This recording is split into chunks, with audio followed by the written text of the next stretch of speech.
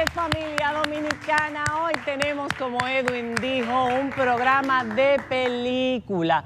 Y señores, una película que ha generado muchas expectativas en todas partes del mundo desde el mismo momento de su estreno, en que nos enteramos que todo esto se estaba haciendo y surgieron las polémicas.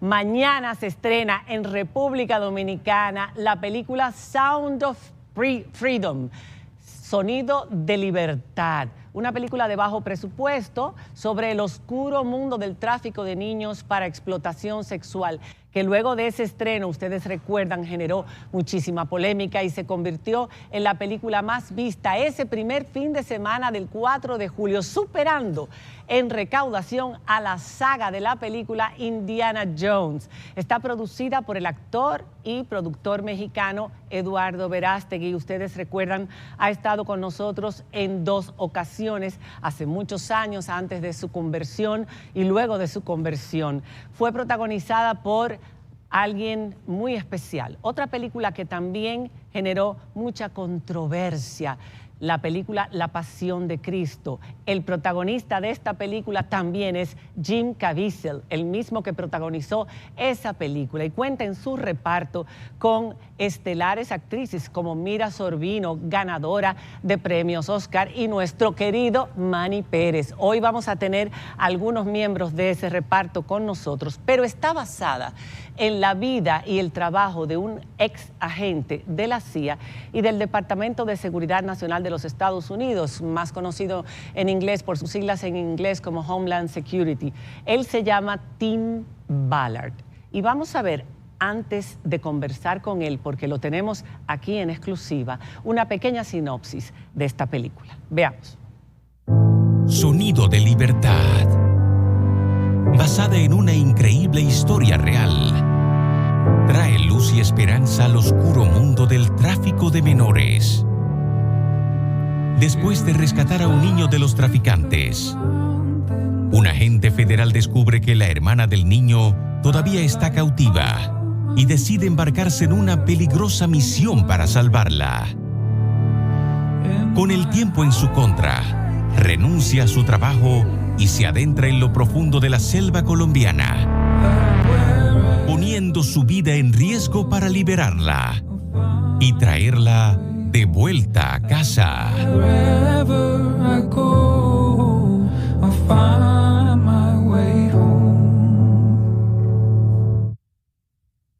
Bienvenido, Tim Ballard. Bienvenido. Y lo bueno es que habla español. Sí, un poco. No, un poco no. Hablas muy buen español. Gracias. ¿Y dónde lo aprendiste? Bueno, yo viví 2 años en Chile, entre 95 hasta 97, pero después de esto hice muchas operaciones en rescatar niños en México, Colombia, Guatemala, el Caribe, aquí en la República Dominicana, y aprendí más y más y más, así que aquí estoy. Vamos a hablar de tu vida y cómo se entrelaza todo esto con la misma película, las críticas que has recibido. Vamos a hablar un poco de todo, pero antes, para edificarnos sobre este tema, yo creo que todo el mundo conoce y sabe que se abusa de los niños, que hay un mercado, que hay tráfico de niños, pero ¿hasta dónde llega esto? ¿Cuántos niños, si es que hay una cifra aproximada en el mundo entero, están en este momento siendo traficados para ser explotados sexualmente? ¿Cuánto mueve ese mercado económicamente hablando? ¿Y cuáles son los países que más consumen este tipo de pornografía? Bueno, hay más de 6 millones de niños que están atrapados en la esclavitud, que sea labor, la cosecha de órganos o de la trata sexual. Y la demanda número 1 es mi país. La demanda número 1 para consumir pornografía infantil es los Estados Unidos. Entonces es un problema muy transnacional. Y si no estamos trabajando juntos, nunca vamos a poder rescatar a los niños porque están moviéndolos hasta los Estados Unidos, otros lugares, niños de europea que los llevan aquí al Caribe, a Latinoamérica, entonces es un problema muy global. Ok, sabemos que niños desaparecen en los Estados Unidos, en nuestro país, en Europa, en todas partes. Tú acabas de decir, trata de niños, tráfico de niños se usa no solamente para explotación sexual, sino en muchas otras cosas, incluso niños guerrilleros, etc. Ahora, la pregunta es, ¿cómo se desarrolla este mercado? ¿Dónde y cómo se puede ver? No para que usted tome ideas, si usted es uno de estos pervertidos, que aquí en mi público no creo que haya, pero sí es importante que la gente sepa, porque vimos al final de un documental sobre Madeleine McCann, que está en Netflix, hasta dónde puede llegar este sitio dentro del Internet, donde se pueden ver todos esos videos y cómo se puede determinar dónde están esos niños y quiénes son los responsables de tenerlos en cautiverio. Bueno, el problema, como usted dice, el mercado se encuentra en el Internet, en las redes sociales, donde es ahí donde existe el mercado para vender y comprar niños. Pero ¿dónde los encuentran? Siempre los encuentran, casi siempre, en las situaciones donde hay niños vulnerables. Por ejemplo, hicimos una operación muy grande en Ucrania el año pasado. Muchos niños sin padres, sus padres ya están muertos por la guerra y están ahí sufriendo. Ahí llegan los traficantes para buscarlos y estaban llevándolos hasta aquí, este país, y México, Ecuador, y los encontramos después, los traficantes que estaban tratando de venderlos y moverlos. Entonces, siempre después de algo horrible como una guerra o un terremoto en Haití, por ejemplo, muchas víctimas en Haití, incluso 2 que rescatamos en 2014, que ya nosotros, mi esposa y yo, los adoptamos, pero sus padres se murieron en el terremoto de 2010. Vamos a hablar de esa parte también, porque es muy interesante. Este hombre tiene 9 hijos, 7 propios y 2 adoptados de una operación que realizó en Haití, así como la operación de Colombia, que es en la que se basa esta película. Pero antes yo quisiera que nos contaras un poco sobre ti. Sobre ti se han estado hablando ahora, a partir de que esta película ha estrenado, muchas cosas, tanto buenas, poniéndote como un héroe, así como también como un villano. ¿Dónde empieza tu historia relacionada al tráfico y a la explotación de niños? Trabajaste con la CIA, empezaste en 2001, pero estabas especializado en terrorismo. Sí. Cuéntame, ¿cómo das el paso? Sí, yo siempre quería trabajar en el terrorismo. Yo estudié esto. Yo estuve trabajando en la CIA durante los ataques terroristas en los Estados Unidos. Pero después de esto yo encontré que el terrorista que responsable para mucho de lo que pasó en 2001 en los Estados Unidos, él empezó en México y cruzó a la frontera y ahí empezó todo. Entonces yo quería ir a la frontera porque yo hablo español, yo quería pelear, luchar contra el terrorismo en la frontera con México, pero cuando llegué ahí con el Department de Homeland Security, después de 6 meses me mandaron a hacer otra cosa que no quería hacer. Crímenes contra niños, la trata de niños, yo no quería hacer esto. Nunca pensé que haría algo así. Y fue mi esposa que yo regresé a la casa después de la oferta de trabajar en este grupo nuevo de los crímenes contra niños. Y el Homeland, que se creó después de los ataques terroristas para la seguridad en los Estados Unidos, pero en esa división era tráfico de niños a través de la frontera, ¿no? Exactamente. Y ya recién estaban empezando esto, pero nadie sabía mucho de lo que era la trata de niños. Y yo le dije a mi esposa que imagínense, me pidieron hacer esto y decidimos los dos que nunca vamos a hacer esto porque tenemos niños y no queremos como traer algo tan oscuro en nuestro hogar. Pero en la próxima mañana mi esposa me llegó llorando. No había dormido toda la noche y me dijo que tenemos que decir sí, aunque llegue mucho pena a nosotros. Si es verdad que hay millones de niños que están atrapados en esto, tenemos que decir sí. Entonces llegué a la oficina esta mañana y le dije que sí, que lo haría. Y fue peor. ¿Eso fue peor. ¿En qué año? En 2003. 2013. 2003. Hace ya 20 años. Sí, 20 años estoy en esto. En el 2003. que entraste a esa oficina. En la oficina, sí. Ahí tuviste la oportunidad de conocer a un niño, que es el que vamos a ligar todo esto a la película. Sí, exactamente. Es un niño que estaba siendo trasladado, cruzado por la frontera en las piernas de un pedo. Porque ya nos cortan todo en YouTube, pero bueno, aquí en el programa no lo han hecho todavía. De un pervertido. Sí. Ese niño es el que da inicio a toda esta historia que luego se desarrolla para hacer esta película, ¿no? Sí. ¿Cómo fue tu primer contacto con un niño víctima? Bueno, ¿habías visto videos en la dark web o en...? Sí. ¿Cuál es la web que se dedica a...? The dark web, peer-to-peer networks. Hay unas redes en el dark web donde que se contienen mucho de la pornografía infantil, muchos, millones de imágenes, millones de videos. Y mi trabajo fue encontrar los norteamericanos que estaban recibiendo o mandando o compartiendo videos así. Pero nunca había visto un niño, porque los niños, la mayoría de los niños fueron fuera de los Estados Unidos. Pero cuando esto ocurrió, este gringo, este americano que estaba traficando niños de México, este niño de 5 años, que él cruzó la frontera y yo llegué ahí porque este hombre tenía videos ahí. Y yo vi los videos y después yo vi al niño. Y fue la primera vez que yo vi un niño real que fue víctima de la pornografía infantil. Y esto cambió todo. Yo me empecé a llorar y en este momento, como dice la película, él me dio un collar que su hermana le había dicho, porque su hermana también fue víctima del mismo.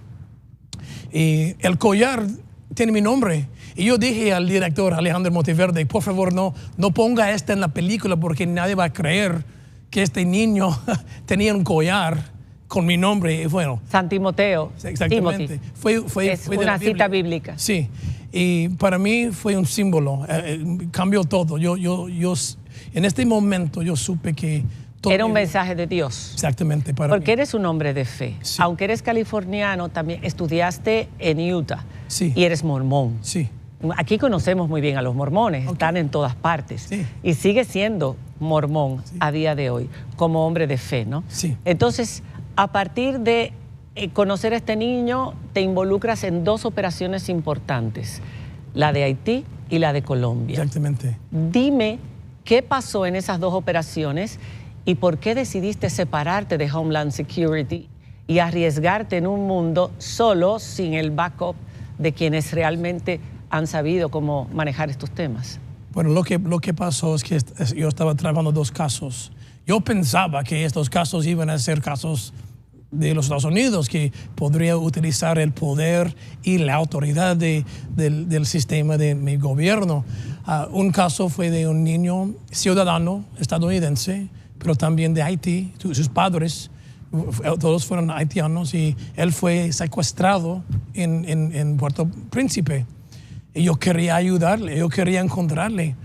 El otro caso en Colombia, que estaba trabajando un caso, y me mandaron para consultar. Pero como tú ves en la película, yo hice un poco más que el mandato. Yo me dediqué más allá de lo que debía, tal vez. En los 2 casos me mandaron a regresar. Me dijeron mis jefes que estos no son casos de los Estados Unidos. Porque antes la ley no permitía juzgar a los pervertidos en los Estados Unidos si cometían el crimen fuera de los Estados Unidos, el delito. Exactamente. Pero ahora sí. Ahora sí, las leyes han cambiado. Ahora, las leyes son muy buenas en los Estados Unidos. Si encontramos ahora un gringo, un norteamericano, que está abusando a niños en otro país, podemos ahora arrestarlos y cargarlos como si cometieron este crimen en los Estados Unidos. Pero no siempre fue así. Entonces, en aquella época me mandaron a regresar y yo les dije que no podía regresar. Bueno, yo fui muy cobarde, honestamente. Yo quería regresar, pero cuando hablé con mi esposa y le dije la situación, que si queremos hacer estos casos en Colombia, en Haití, yo tendría que retirarme completamente del gobierno. Yo pensaba que ella iba a decir, no, regrésate ahora porque tenemos 6 hijos y no tenemos mucho dinero. Pero ella no dijo esto. Ella dijo que yo tenía que quedarme ahí. Y yo empecé a disputar con ella. No quería, estamos peleando sobre esto. Pero ella terminó toda la disputa, la discusión, cuando me dijo algo muy importante. Fue la segunda semana de diciembre de 2013. Ella me dijo, no te voy a dejar poner en riesgo mi salvación ante Dios al no hacer esto, dijo ella. Y cuando ella dijo esto, todo mi cuerpo como se llenó con luz, como inspiración, que lo que decía ella fue la verdad. ¿Y cómo reuniste? Creaste una organización que se llama, a ver, que lo tengo aquí apuntado, Operation Underground Railroad. Operation Underground Railroad. Sí. Creaste esa organización y cómo reuniste a las personas, con qué les ibas a pagar para liberar a esos niños de los que te habías enterado como consultor en Colombia y en el caso haitiano. Bueno, fue muy difícil porque cuando empezamos nadie había visto como un programa así, como tratar de rescatar niños sin el apoyo directo del gobierno. Siempre trabajamos con los gobiernos, sí, pero como un grupo privado es posible rescatar niños. Nadie sabía, pero yo tenía que hacerlo porque, bueno, la salvación de mi esposa estaba en riesgo, ¿ok? Entonces, teníamos que hacerlo y entonces fue como no sabíamos lo que iba a pasar, fue un acto de fe, de pura fe. Y traté de reclutar algunas personas. La mayoría me dijeron que yo era loco, que nunca iban a retirarse y ayudarme, pero algunos sí. Pero tuvimos mucho éxito en los 2 casos, en Haití y también en Colombia. Haití era un orfanato, sí, donde se vendía como un orfanato, que es sí, lo que pasa muchas veces, incluso con sí, los procesos de adopción, por eso son tan cuidadosos en los países. Era un orfanato y estos 2 niños no habían logrado, tengo entendido por lo que he visto, no habían sido vendidos todavía o no habían sido abusados, los que tú adoptaste en tu familia. Que ojalá tuviéramos la foto, yo la vi por ahí, una foto de 9 hijos hoy día maravillosa. Pero en el caso de Colombia fueron 120 personas entre madres y niños, sí, tengo entendido, que ustedes lograron rescatar. Exactamente, en 3 ciudades, el mismo día, dentro de 2 horas, el día 11 de octubre de 2014. Ahora, la película, porque no solamente tienen 2 horas, solamente se enfocaron en lo que ocurrió en Cartagena, pero había 2 otras ciudades, entonces ya rescatamos más de 120 mujeres y niños. En la isla, en Cartagena, rescatamos 54, ya estamos en contacto con ellos. De hecho, algunos de ellos nos están ayudando, ahora apoyando la película, porque es su historia. Ok, todos estos niños cuando son rescatados, ¿qué pasa con ellos? Porque eso es muy delicado, son niños que están marcados de por vida, sí, son niños que necesitan mucha terapia, mucho amor, mucha protección. Se quedan en los países en manos de las autoridades han colaborado, porque cada país tiene también su forma de trabajar todo esto. Sí.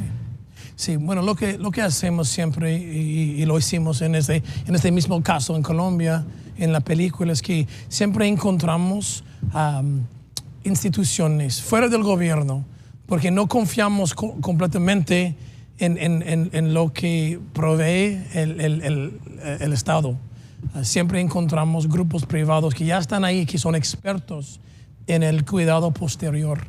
Antes de rescate tenemos esto ya fijado, listo, para que ya pueden ir directamente a recibir la terapia y lo que necesitan para sanarse completamente. Bien, antes de pasar al próximo segmento donde tenemos a los actores invitados, entre ellos a nuestro querido Manny, hay algo muy importante que yo debo mencionar. Esta película generó una gran polémica.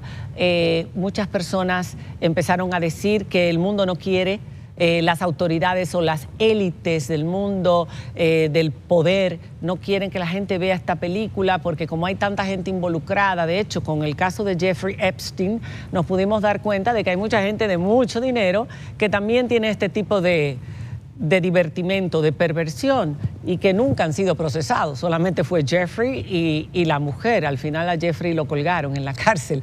Pero lo que quiero decir, se dijo que ustedes generaron toda esta situación de que nadie quería, de que les querían prohibir la película para vender la película. Y por otro lado, acusaban a la película de conspiranoica, de a ti, de que tenías una relación con la QAnon, que son teorías conspirativas que ahora han cobrado más fuerza después de la pandemia, defendiendo a Trump, que ustedes son de ultraderecha, amigos de Trump, etcétera. Me gustaría que aclararas todo eso, si cuando ustedes sacaron esta película, ustedes esperaban el éxito que tuvo, si tuvieron que crear alguna estrategia para venderla, y por qué han habido tantas críticas por parte de cadenas norteamericanas, periódicos, revistas importantes como Rolling Stones. Es algo loco, realmente. Yo tengo que creer en la guerra espiritual o nada de esto tiene sentido, porque Rolling Stone, CNN, The Guardian, todos que están criticando esta película, ellos también hicieron informes en octubre de 2014 diciendo cosas buenas de la operación. La operación fue tan grande, por eso llegó la atención de Eduardo Verástegui y otros. Pero la misma prensa que está criticando, estaban como apoyando, diciendo qué bueno que rescataron tantos niños. La historia del rescate no cambió. ¿Qué cambió? Ellos cambiaron. Después de 8 años, supuestamente yo soy el líder de QAnon y ni sé lo que es. ¿No conoces QAnon? No, para nada. No, es puras mentiras. De hecho, QAnon estaba bastante apagado cuando ustedes estaban haciendo esta película. Nadie hablaba de ellos. Nadie sabía esta palabra cuando se terminó la película, porque estaba esperando 5 años buscando distribución. Y la película simplemente es una historia basada en hechos reales. Son niños reales. Y para mentir sobre esto por otra agenda, porque lo que usted dice es verdad, si hay millones de niños atrapados en la trata sexual, esto quiere decir que la demanda es tiene gigantesca. que ser millones de hombres en poder. Ellos no quieren que el mensaje de esta película salga, porque si salga, todos vamos a encontrar una solución y vamos a encontrar quiénes son los que están involucrados. Entonces hay mucha presión. Y esta información de que en octubre del 2020 la oficina del fiscal del condado, porque esto también se encuentra en internet, del condado Davis en el estado de Utah, declaró que OUR, su organización, y Tim Ballard estaban bajo investigación por quejas que alegan que su organización había cometido actos ilegales de recaudación de fondos inventando rescates que nunca sucedieron. ¿Qué pasó con esto? ¿Esto nunca ocurrió? Terminó completamente. Ellos no encontraron nada. No encontraron nada. Porque no había nada de encontrar. Y la verdad, yo estaba trabajando con la Casa Blanca durante ese tiempo, luchando. Donald Trump sí, era presidente. Sí, él era presidente, pero yo lo habría hecho con cualquier presidente de cualquier partido. ¿Biden o cualquier otro demócrata? Lo haría lo mismo. Pero todo esto empezó en la misma mes que él fue rechazado. Y empezaron esta investigación y encontraron que nada. Perdimos millones de dólares, contactos, reputación, perdimos mucho. Que les hizo daño. Pero no trataron.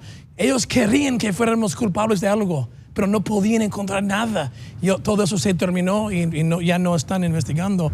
Pero este es lo que le dije, es la guerra espiritual, porque no tiene sentido. Es difícil de explicar. Es imposible. Lo entendemos perfectamente. Señores, vamos a hacer una pausa y cuando regresemos vamos a hablar íntegramente de la película, vamos a conocer la actuación de 2 de los actores. Una es, la mala de la película y otro también malo de la película, que conocen mucho de esto. Nuestro querido Manny Pérez se suma a la actriz invitada, es cubana, ¿no? La actriz que tenemos en el día de hoy. Una película que recaudó 14 millones el primer día que fue estrenada. ¿Y cuánto fue que costó? 14 millones.